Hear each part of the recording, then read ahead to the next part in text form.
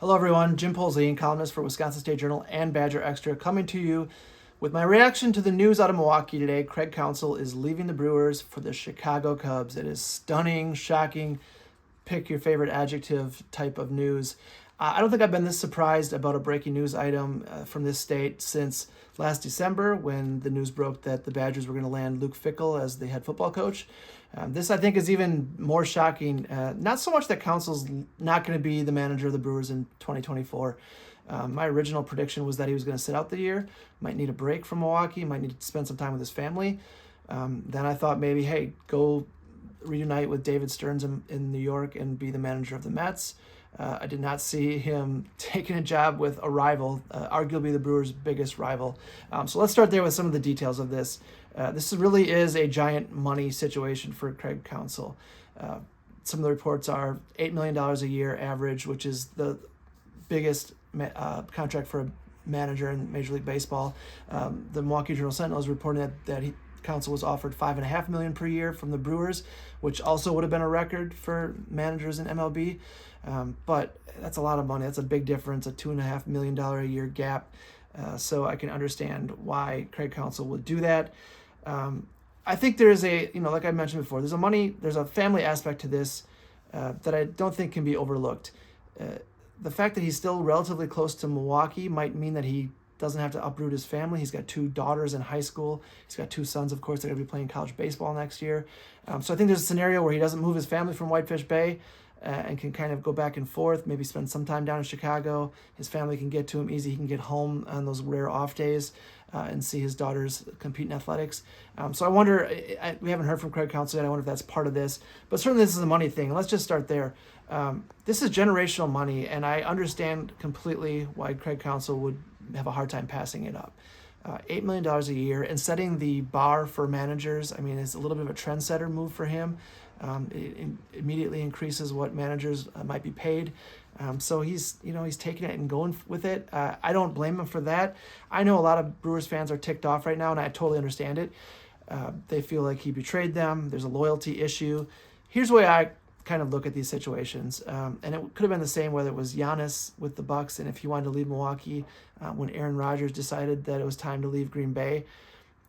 I think it is up to those individuals to make up their mind when to go, and they cannot take loyalty to a certain team, to a certain state into account. It's tough to pass up that kind of money. It's tough for Craig Counsell to look at the situation and maybe decide that, hey, the Cubs are my best chance of finally breaking through and winning the World Series. If Giannis would have decided that, you kind of just say thanks for your time and move on. If with Rodgers too, didn't feel like he was obligated to Green Bay to stay here his entire career. And I'm going to say the same thing about Counsell. I'm not mad at him for leaving. I think this is going to be tough to swallow if you're a Brewers fan. You're going to feel betrayed. But personally, my feelings are I don't begrudge him for doing so. Let's look at his legacy. I think it's time to kind of look at his legacy as a Brewers manager. Great regular season manager. The players loved him, and I wrote countless stories about chemistry being a big thing in that clubhouse. He was great at bringing a team together, which I think is so important over the course of a 162-game regular season, where it could just be a grind for when you're spending that many months on the road and playing games that seem meaningless at the time. He had a way of getting his teams to play hard start to finish in regular seasons, and that is an important legacy. He made this organization better from the point when he started. But there's another side of this legacy, and that he wasn't able to finish the deal in Milwaukee in terms of the playoffs.